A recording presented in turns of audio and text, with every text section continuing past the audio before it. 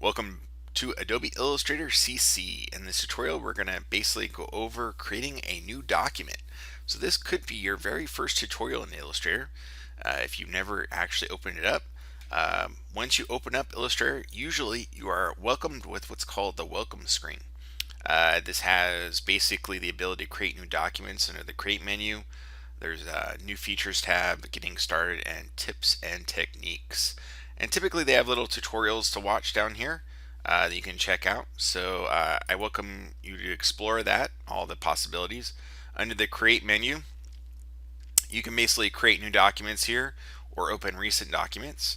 You can even open from templates. I'm going to go ahead and close out the welcome screen because I'm going to open up the actual document through the File menu. So I'm going to go to File and go down to New, and then this will open up the New Document window. So we're going to see here in just a sec. So here it is, and the first thing you'll notice is it's highlighted the name, so you can give it a title now. You don't have to give it a title right away, but you can. So I'll just call it Basic Introduction. And the next thing you're going to see is the Profile menu. Depending on what kind of end game you're going to have for your vector images from the Illustrator. So whether you're going to be working for print, for web, devices, which can be both web and devices, video, film, and then just basic RGB. Once you click on one of those, some of the other options here will adjust. So you have the ability to change spacing, columns, number of artboards. So the artboard is basically a white board that will appear here once we click OK. You can actually make more of those if you want. Down in the size menu, you have the ability to switch to your standard sizes. So we have letter, which for print, which is right now it's set to points, but if you click in here, we can switch it to inches, and you can see it's 8.5 by 11 inches. But if you want to see what points look like, this is what points look like, or picas, or millimeters, centimeters, or pixels. So you can see all the differences in terms of the measurements there. Millimeters, centimeters, and pixels are pretty standard. Pixels is basically for display.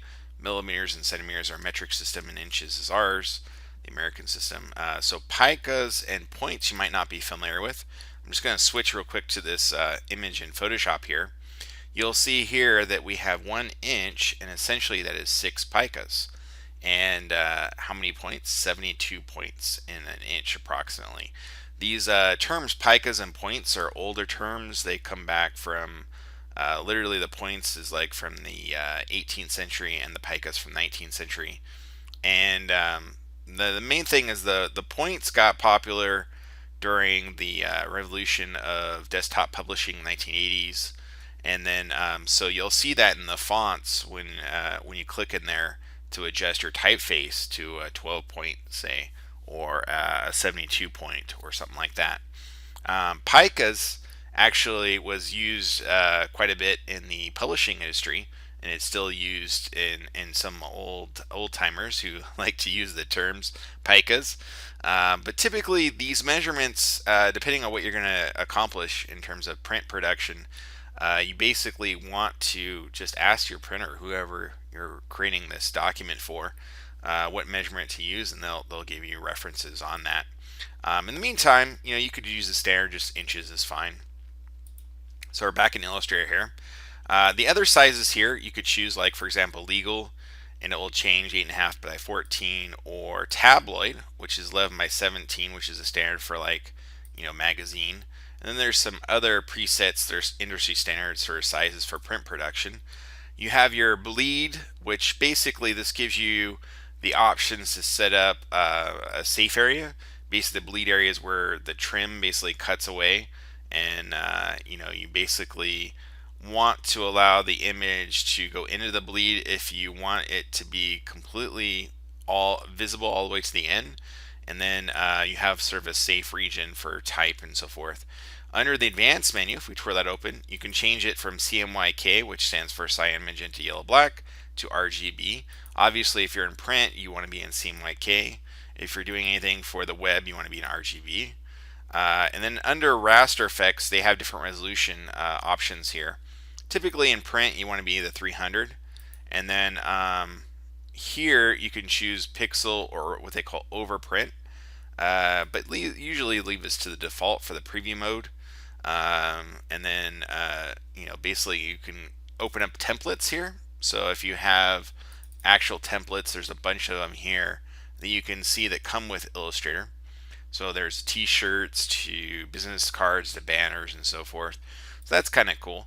But basically we're going to go ahead and just click OK for the letter size and go ahead and click OK. And this is what it looks like, basically, our document. So we've opened up our new document with one artboard here. I'm going to go ahead and create a new document again, File New. And this time, instead of letter, we're going to switch to, instead of print, we're going to switch to web. And so you can see what that would look like. So in the web, you basically get these custom settings for web. Or maybe we go to devices. And here we can switch to, say, the iPad mini or the Surface Pro 2, which is kind of cool. It basically sets up the dimensions here.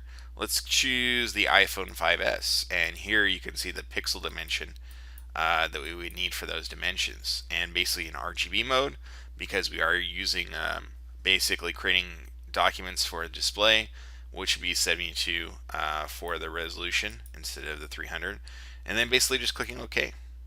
And here we are, and you can see they look very similar, these documents, but one is for the web and one is for basically for print. You can see that in the actual tab here it says CMYK, and then this one says RGB for the GPU preview, the untitled one. So if I want to save this other document, all I gotta do is go File, Save As, and give it a title.